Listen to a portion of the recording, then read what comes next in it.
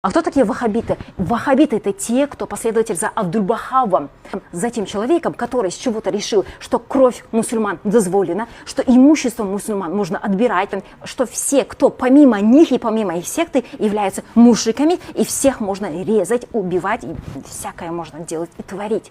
То есть его последователи являются ваххабитами. А с саляфом они никакого абсолютно отношения не имеют. Вообще в основе ваххабизма есть, знаете что? Национализм. А по сути дела ваххабизм родился не для того, чтобы в религии что-то хорошее сделать. Нет, а для того, чтобы получить политическую силу и для того, чтобы возглавлять.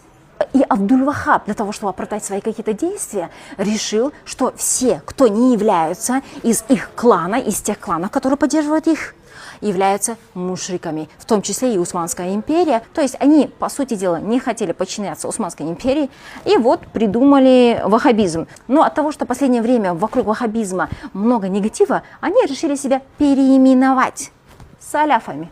Меня зовут Дания, я являюсь докторантом Стамбульского университета, изучаю историю исламских сект. Подпишись, мы тут говорим о самом интересном, о всяких исламских сектах.